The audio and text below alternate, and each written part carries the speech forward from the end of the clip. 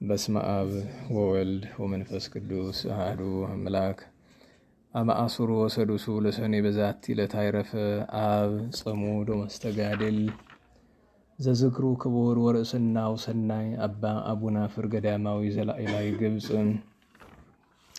እንደ አምላክ በሆነ በአብ በወልድ በመንፈስ ቅዱስ ስም ሰኔ 16 በዚች ቀን መልካም ሽምግልና ያለው ስም አጠራሩ የከበረ በገዳም የሚኖርና በገድል የተጠመደ አባት የላይኛው ግብፅ ሰው አባ አቡናፍር አረፈም። የዚህንም አባት ገድል የተናገረ አባ በፍኑትዮስ ነበር። እርሱም ቁጥሩ ከገዳማውያን ነውና። አባ በፍኑትዮስም ወደ በረሃ ውስጥ በገባ ጊዜ አንዲት የውሃ ምንጭና አንዲት የሰሌን ዛፍ አግኝቶ በዚያ እየተጋደለ ብዙ ዘመን ኖረም። በአንዲት ዕለትም አባ በፍኑትዮስ ወደ እርሱ ሲመጣ አባ አቡናፍርን አየው። ፈርቶም ደነገጠም። የሰይጣን ምታት የሚያይመስሉታልና። ይህም አባት አቡናፍር ልብስ አልነበረውም፣ ጸጉሩና ጽሕሙ ሥጋውን ሁሉ ይሸፍናሉ። አባ በፍኑትዮስንም በላዩ በመስቀል ምልክት አማትቦ አጽናናው። በፊቱም አቡነ ዘበሰማያትን ጸለየ። ከዚህም በኋላ አባ በፍኑትዮስ ሆይ መምጣትህ መልካም ነው አለው። ይህንንም በማለቱ ከእርሱ ፍርሃቱን አራቀለት። ከዚህ በኋላ ሁለቱም በአንድነት ጸለዩ። የእግዚአብሔርንም ገናናነት እየተነጋገሩ ተቀመጡ። ከዚህም በኋላ ወደዚህ በረሃ ካለማወጣጡ እንዴት እንደሆነ በዚያም በረሃ አኗኗሩ እንዴት እንደሆነ ይነግረው ዘንድ አባ በፍኑትዮስ አባ አቡናፍርን ለመነው። አባ አቡናፍርም እንዲህ ብሎ መለሰለት። እኔ ደጋጎች እውነተኞች መነኮሳት በሚኖሩበት በአንድ ገዳም እኖር ነበር። የገዳማውያንን ልዕልናቸውን ሲናገሩ ሲያመሰግኗቸውም ሰማው። እኔም ከእናንተ የሚሻሉ አሉን አልኳቸው። እነርሱም አዎን፣ እነርሱ በበረሃ የሚኖሩ በእግዚአብሔር ዘንድ የከበሩ ናቸው። እኛ ለዓለም የቀረብን ስለሆን ብንተክዝና ብናዝን የሚያረጋጋ እናገኛለን። ብንታመም የሚጠይቀንና የፈለግነውን ሁሉ እናገኛለን። በበረሃ የሚኖሩት ግን ከዚህ ሁሉ የራቁ ናቸው አሉኝ። ይህንንም ነገር በሰማው ጊዜ ልቤ እንደ እሳት ነደደ። መንፈቀ ሌሊትም በሆነ ጊዜ የፈቀደውን ይመራኝ ዘንድ ወደ ክብር ባለቤት ጌታችን ተነስቼ ጸለይኩ። ትንሽ እንጀራም ይዤ ተጓዝኩ። አንድ ጻድቅ ሰውም አግኝቼ የገዳማውያንን ገድላቸውንና ኑሯቸውን እያስተማረኝ በእርሱ ዘንድ ኖርኩ። ከዚህም በኋላ ወደዚህ ደረስኩ። እግዚአብሔር የሚያዘጋጀልኝን ይህችን ሰሌን አገኘኋት። በየዓመቱም 12 ዘለላ ታፈራለች። ለየወሩም የምመገበው አንዱ ዘለላ ይበቃኛል። ውሃም ከዚች ምንጭ እጠጣለሁ። በዚችም በረሃ እስከ ዛሬ 60 ዓመት ኖርኩ። ከቶ ያላንተ የሰው ፊት አላየሁም አለኝ። ይህንንም ሲነጋገሩ የእግዚአብሔር መልአክ ወደ እነርሱ ወረደ። ክብር ይግባውና የጌታችን ኢየሱስ ክርስቶስን ሥጋውንና ደሙን ሰጣቸው። ከዚያም በኋላ ከሰሌን ፍሬ ጥቂት ምግብ ተመገብን። ያን ጊዜም የቅዱስ አባ አቡናፍር መልኩ ተለወጠ፣ እንደ እሳትም ሆነ። በእግዚአብሔርም ፊት ተንበርክኮ ሰገደ። ለአባ በፍኑትዮስም ሰላምታ ሰጠው። ያን ጊዜም ነፍሱን በጌታ እጅ ሰጠ። ቅዱስ በፍኑትዮስም በጸጉር ልብስ ገንዞ በዚያች ቦታ ቀበረው። ከዚህም በኋላ አባ በፍኑትዮስ በዚያች ቦታ ይኖር ዘንድ አሰበ። በዚያን ጊዜ ያቺ የሰሌን ዛፍ ወደቀች፣ የውሃውም ምንጭ ደረቀም። ቅዱስ አባ በፍኑትዮስ ወደ ዓለም ተመልሶ የገዳማውያንን ዜና ይልቁንም የቅዱስ አባ አቡናፍርን ዜና ይሰብክ ዘንድ ይህ በእግዚአብሔር ፈቃድ ሆነ። ለእግዚአብሔርም ክብር ምስጋና ይሁን። እኛንም በልይ በከበሩ ገዳማውያን ጸሎት ይማረን፣ በረከታቸውም ከእኛ ጋር ትኑር ለዘላለሙ አሜን። ሰላም ለአቡናፍር ጊዜ ተዳደቆ መዊት እንተተወለጠ ገጹ አምሳለ ውኡይ እሳት ድረ ቀበሮ በፍኑትዮስ በውሳጤ በአት ኢተተዋረስ ለካልአን ዘተወበቶ ሲሲት ነቃማይ የብሰት ወድቀት በቀልት ሰላም ለክሙ ብዙሃነ ሂሩት ሞፃ መድበለ ቅዱሳን አበው እለ ነበር ክሙ በምድረ ፌፃ ሜዳነ ጽድቅ ክሙ በሊ ሶበ ለልቡ ደጎፃ ተአተተ አቡናፍር ለዓለም ምነገፃ ለነብሰ ትሑታን ነፍሱ ከመትኩን ቢፃ ሰላም ለከ ኢየሱስ ቡሩክ እንተ ተሐውር ምስሌሁ ለይኩኑ አምላክ እምልበ አሃው ታሰስል ሊና ሃውክ ሶገደፍኮ ለሰም እንተ አሃዘ ላይክ ጽዋአ ስቴ ምዝር ቆመ ማእከለ ሃከክ ወዛቲ ዕለት ካዕበ አስተርአዮ መልአከ እግዚአብሔር ለዮሴፍ በሕልሙ አዘዞ ይንሣ ሕፃነ ወእሞ ወይትመየጥ ምድረ እስራኤል። ዳግመኛም በዚህች ዕለት የእግዚአብሔር መልአክ ለዮሴፍ በሕልም ተገለጠለት። ሕፃኑንና እናቱንም ይዞ ወደ እስራኤል አገር እንዲመለስ አዘዘው። ለእግዚአብሔርም ክብር ምስጋና ይሁን። እኛንም ስለ እናቱም በቤታችን ቅድስት ድንግል ማርያም መከረና ስደት ይቅር ይበለን፣ በረከቷም ይድረሰን ለዘላለሙ አሜን። በስመ አብ ወወልድ ወመንፈስ ቅዱስ አሐዱ አምላክ አማስሩ ወሰቡ ለሰኔ በዛቲ ዕለት አይረፈ አብ አብይ አባ ለትጹን ወበዛቲ ዕለት ኮነ ተዝካረ ዕረፍቱ ለአባ ጰላሞን ፈላሲ ባሕታዊ ፍጹም ወመናኔ ዓለም። ወበዛቲ ዕለት ኮነ ተዝካሩ ለብፁዕ ወቅዱስ አባ ገሪማ ዘመደራ። ወበዛቲ ዕለት ካዕበ ተዝካሮሙ ለሰማዕታት እለ አኮራን ወበርተሎሜዎስ ወለእስክንድርያ ወለእስክንድሮስ ሰማዕታት ወዮሴፍ ወአርሴማ ጻድቅ ወአዲ ኮነ ተዝካሩ ለአቡነ ተክለ ሃይማኖት ዘምስለ ማኅበሩ። ወስብሐት ለእግዚአብሔር ኪያነኒ ይመሃረነ በጸሎተ ኩሎሙ ቅዱሳን ወበረከቶሙ ይብጽሐነ ለዓለመ ዓለም አሜን። ዘአቅረብኩማ ኃይሌተ ወዘኪርያ ይላፈ ምለት ጸምዶ ዘልፈ ለላነበብቶ ከብሰንዴት የመጽሐፈ እንተረሰየ ከግዚኦ ጸሪቀ መበለቱ ቁፈ ምላብኡ ቦላን ዘተረፈ ነቢያት ቅዱሳን ሐዋርያት ሰባክያን ሰማዕታት ጻድቃን መላእክት ጓን ደናግል አድዮ መነኮሳት ሄራን ባረኩ ባረኮ በዛቲ መካነ እስከ አረጋዊ ሊቅ ብነው ሕፃን ለዘ ጸሐፈው በክርታስ ወለዛ ጸሐፈውን ዘይደርስ ለዛ አንበቦ ለስተርጉም በልሳን አዲስ ወለዘ ሰማ ቃሎ በዝነ መንፈስ በጸሎተ እሙ ማርያም አራቂተ ኩሉም ባይ ስውራይ መሐረነ ኢየሱስ ክርስቶስ ስውራይ መሐረነ ኢየሱስ ክርስቶስ ስውራይ መሐረነ ኢየሱስ ክርስቶስ ወይፈኑ ለነ ጸጋ መንፈስ ቅዱስ እሚዜ ወስከ ለዓለም ወስከ ዳግም ጉባኤ አሜን። አሜን።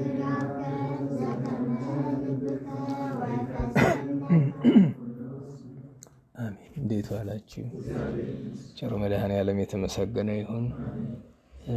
ስላልነገርኳችሁ ለማስታወስ ያክል ነው። ዛሬ ቅዱስ ማርቆስ ወንጌላዊ ዓመታዊ በዓሉ ይታሰባልና ያው ማስታወስ የነበረብኝ ቀድሜ ነው። ግን ያው የሰባቱን ቀን ቅዱሳን ስም ስናገር ያው የብዙዎችን እዘላለሁ። መዘለው በመዘንጋት ነው፣ ሆን ብዬ ሳይሆን ዘነጋልና በዛ ምክንያት ነው። እንግዲህ ቅዱስ ማርቆስ ልደቱ ሚያዝያ 30 ይከበራል። ልደቱ ጥቅምት 30፣ እረፍቱ ሚያዝያ 30 ይከበራል።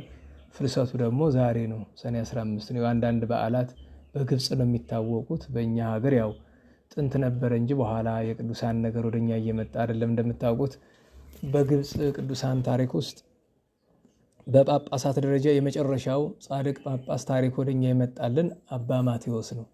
አባ ማቴዎስ ማለት በተአምረ ማርያም ዝንቱ ስርዓት የሚለው ንባብ ውስጥ ያለው ማለት ነው።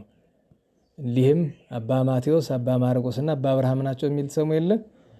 እሳቸው 87ኛው ሊቀ ጳጳሳት ናቸው። 87ኛው ከሳቸው በኋላ የጳጳሳት ታሪክ ወደ ኢትዮጵያ መጥተው አያውቅም የግብጾቹ። በጻድቃን ደረጃ ደግሞ የመጨረሻው ምናልባትም አባ በርሱማ ናቸው። አባ በርሱማ ጳጉሜ 4 ላይ በስንክሳር የተጻፉት ሩቀ ልብስ የሚላቸው ወልደ ተባን የብርቱ ልጅ የሚላቸው በ14ኛው መቶ ክፍለ ዘመን መጀመሪያ በእኛ አፄ አምደ ጽዮን ነግሰው እያሉ ነው ያረፉት እሳቸው። ከዚያ በኋላ ያሉት በስንክሳራችን የሉም። በገድላትም ቢሆን ከዚያ በኋላ ያው በእርግጥ በግብጽ የቅዱሳን ነገር እየቀዘቀዘ ነው የሄደው። በብዛትም ቢሆን ያው ብዙ ችግር ስለነበረባቸውና በዚያ ምክንያት ነውና የቅዱስ ማርቆስ ወንጌላዊ ክቡር ሥጋ ወትሮውኑ የነበረ በግብጽ ነው ያረፈ፣ በግብጽ ስለሆነ ማለት ነው። ከዚያ በኋላ ግን ሮማውያን በጉልበት ወስደውባቸው ያውቃሉና ወስደውባቸው በጣም ብዙ መቶዎች ዓመታት ምናልባት ወደ 1000 ዓመት ያክል ቆይቷል በሮማውያን ውስጥ። ከዚያ በኋላ ግን ያው ፈቃደ እግዚአብሔር ሲሆን ሩቅ ዘመን አይደለም የተመለሰበት፣ ቅርብ ዘመን ነው። ማለትም ያው በ20ኛው ክፍለ ዘመን አጋማሽ አካባቢ የተመለሰ። ከተመለሰ በአማካኝ 50 ዓመት እንደዚያ ቢሆነው ነው። ግን ብዙ ጊዜ እንደምላችሁ ያው ከግብጾች ጋር ያለን ልዩነት እንዳለ ሆኖ ግን ቅዱሳን ለማክበር በረከታቸውን ለመሳተፍ የትኛውንም ምክንያት መጠቀም የሚገባ ነው። በግብጽ ቅዱስ ማርቆስን በተለያየ ጊዜ ያከብሩታል። ቅዳሴ ቤት አለው። የቅዱስ ማርቆስ ቅዳሴ ቤት በጣም ብዙ ጊዜ ነው የሚያከብሩት እነሱ። ምክንያቱም ሲሰሩት ተንባላት ሲያፈርሱባቸው፣ ሲሰሩት ሲያቃጥሉባቸው ስለሚኖሩ ያንዳንዱ የሰሩበትን ሁሉ መዝግበው ይዘውታል፣ ያከብሩታል። እኛ ሀገር ላይ በዓል ማብዛት እንወዳለን። በዓል በየአድባራቱ ታቦት ማውጣት የምንወድበት ምክንያት ያው ሳንቲም ፍለጋ ነው። እነሱ ግን ታቦት የላቸውም፣ ታቦት አያወጡም፣ ሳንቲም አይለምኑም። ስለዚህ በዓል እነሱ ጋር ማክበሩ ቢበዛ የሚያስደስት ነገር ነው። እኛ ሀገር መቼም በየምክንያቱ ታቦት እያወጣን ሳንቲም መለመን ቁም ነገር አድርገነዋልና ለቅዱሳን ክብር በየዕለቱ የሚደረግ ነገር ቢኖር እንወዳለን። ጊዜውም አልረዳም አቅሙም የለም እንጂ የነገረ ቅዱሳን ትምህርት በየዕለቱ ነበረ መነገር የነበረበት። ወይ በነግ ወይ በሰርክ ለ30 ደቂቃ ይዞ የዕለቱን። ምክንያቱም አባቶቻችን በፍትሐ ነገሥት መምህራን የሚሉትን ሰምታችሁ የምታውቁ ከሆነ ኢየሩሳሌምን ሳትሰሙ በማዮርዳኖስ ሳትጠመቁ የአባቶቻችሁን መርዶ ሳትሰሙ አትዋሉ ሚል አዋጅ አለ በቤተ ክርስቲያን። እና ኢየሩሳሌም ሳትሰሙ በማዮርዳኖስ ሳትጠመቁ ጥንት ስርዓቱ የተሰራ ኢየሩሳሌም ላሉ ክርስቲያኖች ነው። የመጀመሪያ ኢየሩሳሌምን ሳትሰሙ የተባለ የጌታ መቃብር ነው። በማዮርዳኖስ ሳትጠመቁ እዚያው ልፍ ብሎ ብዙ ሩቅ ስላልሆነ ዮርዳኖስ ወንዝ። ሶስተኛው የአባቶቻችሁ መርዶ የተባለ መከራ ዘመን ስለሆነ ቅዱሳን ሳይገደሉ ስለማይውሉ ያንን ዜና ሳይሰሙ መዋል አይፈቅድም። በኋላ ግን ስንክሳር ከተጻፈ በኋላ አባቶቻችን ምን አሉ? ኢየሩሳሌም የተባለች ቤተክርስቲያን ናት፣ ማዮርዳኖስ የተባለ በቤተክርስቲያን አለ የትኛውም ጸበል ነው አሉና የአባቶቻችሁ መርዶ የእናቶቻችሁ መርዶስ የተባለ ምንድነው ቢሉ ዜና ሰማዕታትን ሳትሰሙ የቅዱሳንን ታሪክ ሳትሰሙ አትዋሉ። በዚህ ምክንያት ነው ስንክሳር እና አባ ሚካኤል እና አባ ዮሐንስ ዘቡርልስ የጻፉት ማለት ነው። እና በእውነቱ የኛ የህይወታችን አካል የሚገባ ነው። ትልቁ ነገር ስንክሳር መቼስ በቤተ ክርስቲያን በየቀኑ ይነበባል፣ ግን የሚሰማው የለም። የሚያሳዝነው እሱ ነው። ይሄ የኛ ጉባኤ እግዚአብሔርን ማመሰግነው ይሄኛው ጉባኤ በጣም ጥሩ የሆነው ቢያንስ የሚሰማ ሰው አለ።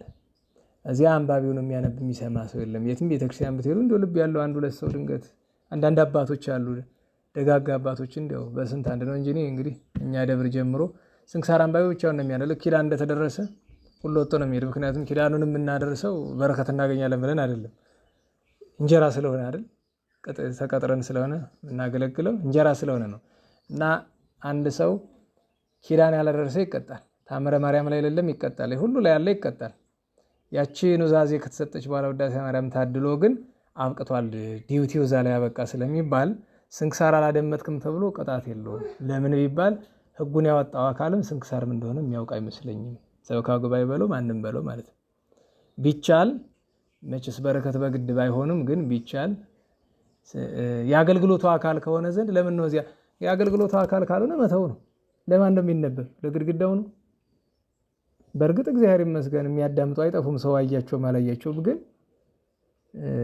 እሱ ያሳዝነኛልና ለሁሉም ስንክሳር መስማት ጽድቅ እንደሆነ ማወቅ ይኖርብናል። በተለይ ቤታችሁ ስንክሳር ያላችሁ ሰዎች በረከቱን አይለፋችሁ። እንደው በእውነቱ ማለቱ ይከብዳል።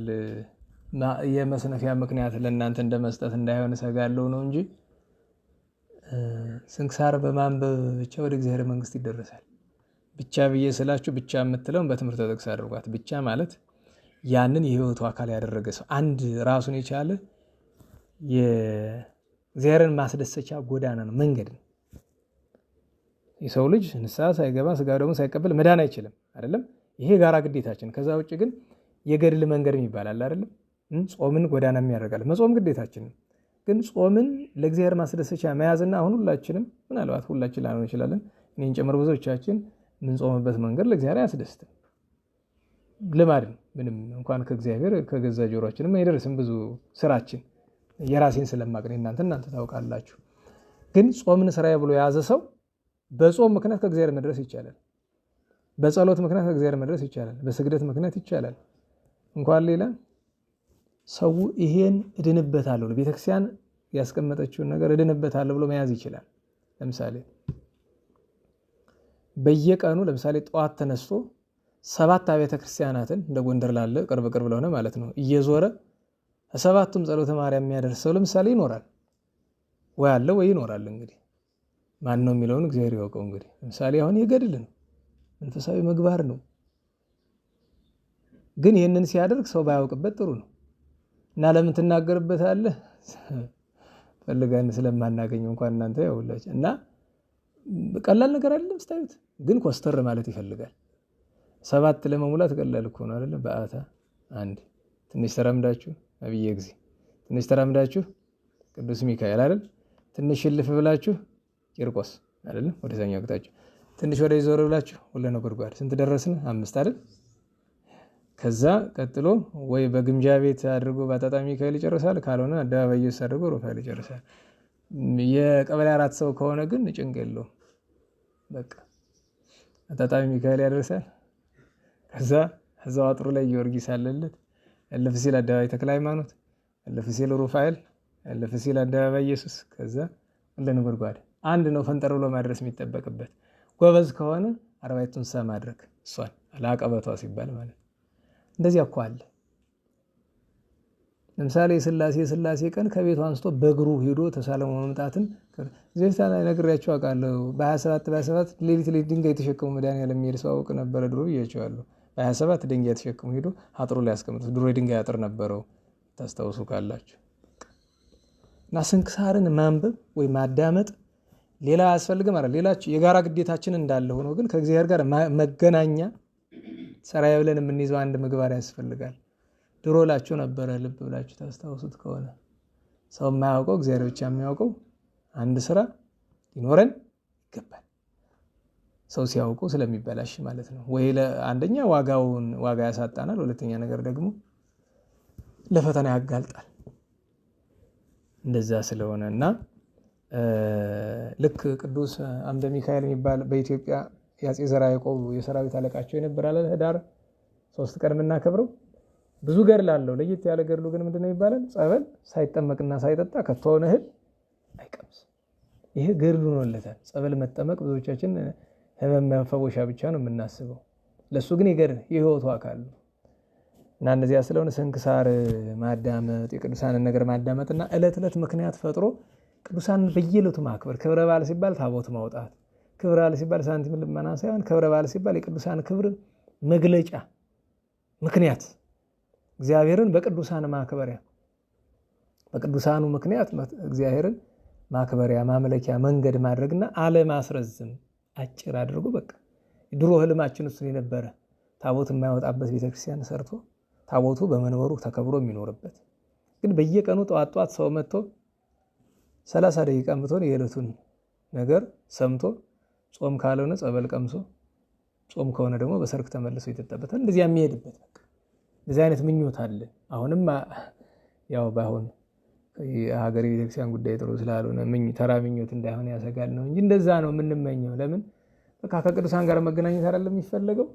እንደዛ ነው እኮ ፍላጎቱ አይደለም? በቃ ቅዱሳንን ካገኘን እግዚአብሔርን እናገኛለን። ማንም ሰው ቅዱሳንን ሳያገኝ እግዚአብሔርን ማግኘት አይችልም። የለም መቤታችን ያላገኘ ሰው ከተሆነ እግዚአብሔርን ማግኘት አይችልም። ማግኘት ሲባል አካላዊ ነገር ብቻ አይሆንም። እና ይህንን ሁሉ ስለማለት አልነበረም። ብቻ ቅዱስ ማርቆስ የወንጌላዊ ቅዱስ ማርቆስ ተገዳሚ ሰብሳቢዋ አንቺ ነሽ መሰለኝ አይደለም? እና ብነግራችሁ ኑሮ ዝክር የሚዘጋጅ ነበረ። ምስባኩ እንኳን ዕለቱን ጠብቆ ይደረሳል፣ ችግር የለውም። ያው በ30 ስለተደረሰ ማለት ነው። እሱ ነውና እግዚአብሔር መድኃኔዓለም ከፍልሰቱ በረከት ያሳድርብን። ያው እንድታውቁት የቅዱስ ማርቆስ ራሱ አካሉ ብቻ ሳይሆን በዋነኝነት ራሱ ለብቻ ነው ያለች። ያው እና እሷ ብዙ ታምራት አሁንም ድረስ ታደርግላቸዋለች። በጣም የተቀደሰ ሰው ጵጵስና ከተሾመ በግብጽ ተነስታ ወይ ራሱ ላይ ታርፋለች ወይ ግንባሩን ትስመዋለች። ያቺ ራሱ ሕያው ናት እስካሁንም እና አሁንም አለች ቅዱስ ማርቆስ። ለኛም ደግሞ ደጋግሜ እንደምነግራችሁ ያው ለሁላችንም አባት ነው። የበለጠ ደግሞ ክህነት ላለን ሰዎች የክህነት አባታችን የመድኃኒታችን የአምላካችንን እሱ የሰጠንን ክህነት ለሰው ልጆች ለካህናት የሰጠውን ክህነት ያገኘነው በቅዱስ ማርቆስ አማካኝነት ስለሆነ ማለት ነው። ሌላኛው ዛሬ የምታውቁት ነው፣ ትልቅ በዓል የቅዱስ ሚናስ ነው። ገባሬ መንክራት ነው ሚናስ። ፍልሰቱ ያው ምናልባት ስንክሳር ላይ ያልተጻፈ ነገር ከፈለጋችሁ ያው ቅዱስ አትናቴዎስ ነው ፍልሰቱና ቅዳሴ ቤት ሲደረግ የነበረ ሐዋርያዊ ቅዱስ አትናቴዎስ ነው። መሪዮጥ የምትባለው ከተማ የታነጸች ግን ቅዱስ አትናቴዎስ ካረፈ በኋላ አኖሬዎስና አርቃዲዎስ ናቸው ጻድቃን ነገስታት። ታምራቱን ተመልክተው ሰማይቱን አድንቀው እነዚህ ጻድቃን ነገስታት ናቸው። መሪዮጥ የምትባለው ከተማ በስንክሳር ነገር ለመጠቅለል ያው ወዲያው ከተማው እንደታነጸ ነው የሚነግረን። ነገር ለመጠቅለል ለማሳጠር ያክል ነው እንጂ በጊዜው መንደሮባት ነበረ። ያቺ ልጁ ታማበት እንድታውቁት የሚያስፈልገው ስንክሳር ላይ የተጻፈ የበጎች ታሪክ አለ አይደለም? ከበጎቹ ታሪክ በኋላ ያቺ የንጉሱ ልጅ ከመምጣቷ በፊት ሌላ ደግሞ አንድ ታሪክ አለ። ገድሉ ካላችሁ ገድሉም ላይ ተጽፏል። አንድ አካሉ በምን አማርኛ ማለት አካሉ የጎደለ እንዳንል የተቆረጠ አይደለም እያለ ማይሰራ አካል ልምሾ እንበለው ይሄ ስንኩል ምናምን የሚለው ጸያፍ ቃል ስለሆነ ብዬ ነው። እና እንደዛ አይነት ልጅ ያለው አለና ወደዚያ እየሄደ ስለሚያስቸግረው አባቱ አንድ ቀን ተናዶ ሊመታው ሲል ዘሎ እዛ ውስጥ ገባ እና ጸበሉ ዝም ብሎ ውሃ ብቻ አይደለም፣ እንደ ጭቃ ነገር ነው። ይሄ አለ አይደለም ጮቄ የሚባል መሬት ታውቃላችሁ? ወይም እዚያውን የመርቆሬዎስ ጸበል ያለበት በመጠን ነው እንጂ ሰውን ጮቄ ነው ማለት እንዳለው ነው። ውሃው ከመብዛቱ የተነሳ ወደ ጭቃነት የተለወጠ ማለት ነው። እንደዛ አይነትና ሲሄድ ገባ እዛ ውስጥ እና አባት ነውና መቼም ደንግጦ አወጣው። ዛሬ ነው የአባቶች ቀን የሚባል ነው? ትናንት ነው ዛሬ ወይ ትናንት እንደዛ ነው መሰለኝ። ፈረንጅ መቼም የምናምን ቀን ማለት ይወዳል አሰቡት። እኛ የቅዱሳን ቀን ስናከብር ደስ የማይላቸው ሰዎች በሙሉ የብዙ የአባት አለ፣ የእናት አለ፣ የሴት አለ፣ የህፃናት አለ፣ የወንድ የለም ብዬ ነበር አለ አሉኝ። በኋላ ደግሞ አይኔማ ቢቀር ጥሩ ነበር ቀርበኛ ይሆናል። እና እያንዳንዱ ቀን የሌለ ቀን የለምና ትናንት ደግሞ የእንትን ቀን ነበር አለ የቀጭኔ። እውነቴን ነው አይቻለሁኝ ሰርቨር ላይ የቀጭኔ ቀን የዘመዶቼ ማለት ነው። ረጃጅም ሰው እንደዚህ አይደለም የሚባል፣ አጫጭሩ ማን ነው የሚባል፣ ብስጩ ሰው በማን ነው የሚመስል? እንደኔ ያለ ሰው በጣም ንዴታ፣ በጣም የሚናደድ ከእንስሳት ሁሉ ማን ነው? በጣም አንደኛ ግስላ እልከኛ ነው። ብስጩ ነው እንደዛ አይደለም? እንደዛ ምሳሌ አለ ነው። ሆዳም በምንድን ነው የሚመስል? በጅብ። ጉልበታኛ በማን ነው በጅብ ነው በራሱ። ሆድም ጉልበትም ከጅብ ነው ያለ። አለበሳ ለምንድን ነው ምሳሌ የሚሆን? ለድፍረት፣ ለወንዳ ወንድነት፣ ለየትነት አይደለም? እንደዚህ ያለና ያው ረጃጅም የሆናችሁ ምሳሌያችሁ ወደዚያ ነው። ለጂራፍ ነው። እኛ ሀገር ጂራፍ ትርጉሙ ሌላ ነው፣ መገረፊያ ነው። እነሱ ደግሞ ጂራፍ ይላሉ። ቀጭኔ፣ የቀጭኔ ቀን ሁሉ አለው። የአንበሳ ቀን አለ። የጉንዳን ቀን ሳይኖር ይቀላል። እና መቼም ዓላማው እኮ ክፋት ያለው አይመስለኝም። እንደዛ አይነት ነገሮችም እንደዛን ለመጠበቅ መሰለኝ። ከሆነም ይሁን እንግዲህ ችግር የለውም። እና ለሁሉም የአባቶች ቀን የሚባል ነገር እኮ ተለጥፎ አይቼ ነው እንደዚህ አይነት ነገር ሰው ሁሉ እንደዚህ የለጠፈ ረጅም እድሜ ለአባቶች ምናምን ይላልና እኔም እናቴ የሚጥሉኝ አለች ይባላል። ምን አባትማ ሁሉ ሰባት አይደል? ግን ደረጃ ያለው ነው አባትነት። በነገራችሁ ላይ አባትነት ሲባል የወለደ ሁሉ አባት አይደለም። 7 አይነት አባቶች አሉ ይባላል በዓለም። 7 አይነት አባት ቤተክርስቲያናችን የምናውቃቸው። የመጀመሪያው አባት ማን ነው? እግዚአብሔር ነው። ከዛ በኋላ ወላጅ አባት አለ፣ የቆብ አባት አለ፣ የቀለም አባት አለ፣ የክህነት አባት አለ። እንደዛ እየተባለ እስከ 7 የሚደርሱ አባቶች አሉ። እና እንደው እኮ ይሄን ሁሉ አስቤው አይደለም የመጣ ደግሞ ምንድነው አተኮር ሰደበኝ እንዳትል ያው ነው ምስጋና ነው። እና ለሁሉም የሕፃን አባቱ ሲያባር እዛ ሲዶ ሲወድቅበት ደንግጦ ሲያወጣው ብሏል። በዛ ነው በጣም ነገሩ ከበጎቹ በተጨማሪ የሰፋ። ምክንያቱም አንድ የታመመ በግ ሄዶ እዚያ ተንከባሎ ድኖ አይደል ያረኛ አጥማቂ፣ ታዋቂ አጥማቂ ሆነ ያረኛ በሌለው ጸጋ ማለት ነው። የሚያድነው እኮ ሌላ ነገር ነው። ምክንያቱም በዘመና በጣም የተቸገረው ነገር ጸበል፣ ሁለት ስህተት። አንደኛ ነገር ጸበሉ ነው የሚያድን አጥማቂው ነው። አጥማቂ የሚያስፈልጉ ካህናት አሉ። የሚያስፈልጉ ለምንድን ነው? ውሃውን ወደ ጸበልነት ለመቀየር ጸሎት ማድረግ ስላለባቸው ለዚህ ያስፈልጋሉ። አንድ ሁለተኛ ስርዓት ሕግ ለማስጠበቅ ያስፈልጋሉ። ሶስተኛ ለመባረክ ያስፈልጋሉ። ካህናት ባጋንንት ላይ ስልጣን አላቸው አላቸው ካወቁበት። ግን ለተለየ ለሆኑ ሰዎች የሚሰጥ ነገር አይደለም። ያ ለካህን ከሆነ ለሁሉም ካህን የተሰጠ ነው ካወቁበት ማለት ነው። ሁለተኛው ችግር ደግሞ ሰዎች ጸበል እንዲያው ስትጠመቁ ሲያችሁ ለምን እዚህኛው ጸበል አትሄድም ማለት ያላችሁበትን ጸበል መስደብ ነው። በመጀመሪያ ደረጃ ሁሉም ጸበል የማን ነው? እሱን ማወቅ አለብን። ባታ ነው የምትድን መርቆሬዎስ ምን ታደርጋለህ? ወራይ ለምን ታደርጋለህ ይላል። ስማ እንጂ ለስፍራው የተሰጠ ቃል ኪዳን አለ። እሱን እናምናለን። ነገር ግን ደግሞ እኮ ባታ ተጠምቀ ደግሞ መፍትሄ ስጣት አይ እዚህኛው ሂድ ይላል፣ እዛኛው ሂድ ይላል። ቅዱሳን ለየት ያለ ቃል ኪዳን ያላቸው ለምሳሌ ጎንደ አቡነ ዮሐንስ ቃል ኪዳን አለ። ገዳመ ወንያት አቡነ ሐራ ድንግል፣ ደብረ ሊባኖስ አቡነ ተክለ ሃይማኖት፣ እዛ ዋልባ አቡነ ሳሙኤል ቃል ኪዳን አለ። ቃል ኪዳን አቡነ አብየ እግዚእ ብትሄዱ አቡነ አብየ ቃል ኪዳን አለ። ግን ያም ሆኖ ሁሉም ጸበል ያድናል። ታዲያ ለምንድን ነው አንዱ ተጠምቆ ሳይድን አንዱ የሚዳን ቢባል?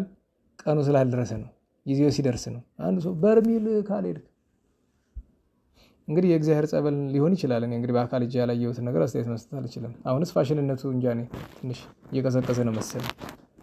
መነገጃ መሸቀጫ ነው። ብዙ ሰው ህይወቱን አጥቷል። ያው ታውቁ ይሆናል። በጤናም እክል በብዙ ምክንያት ብዙ ሰው ሞቷል። እንግዲህ አንዳንድ ሰው የዳነውን ይቆጥራል፣ አንዳንድ ሰው የሞተውን ይቆጥራል።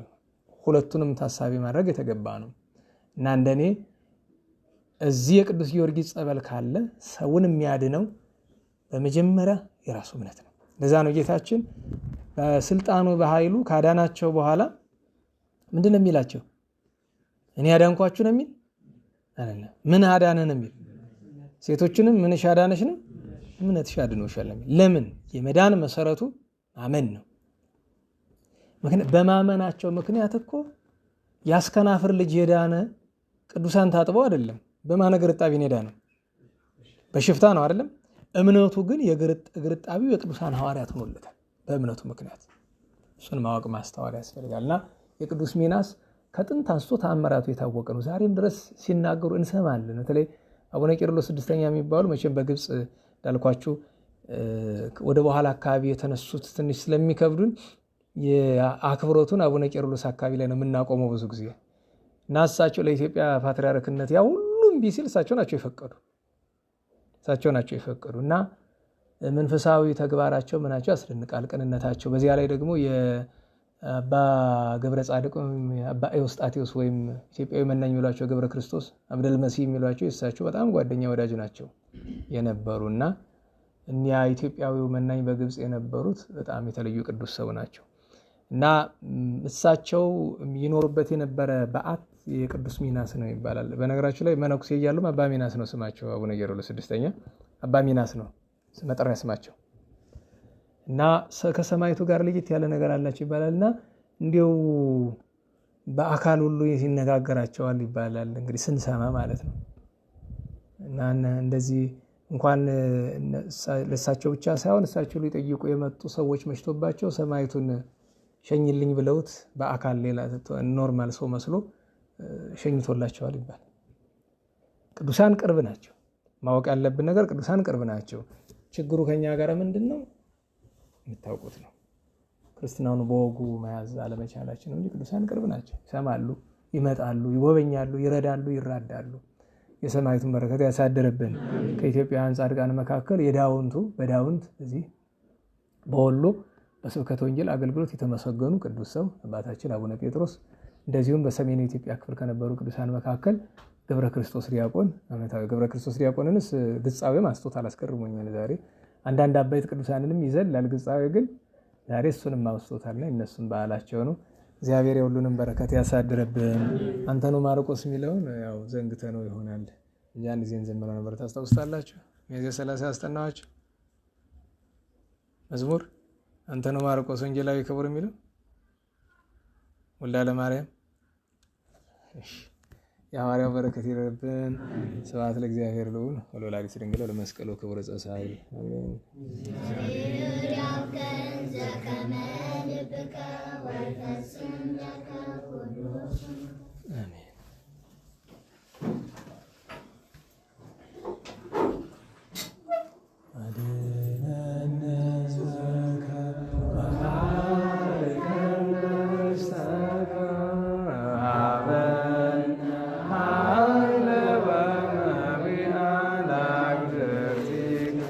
Amen.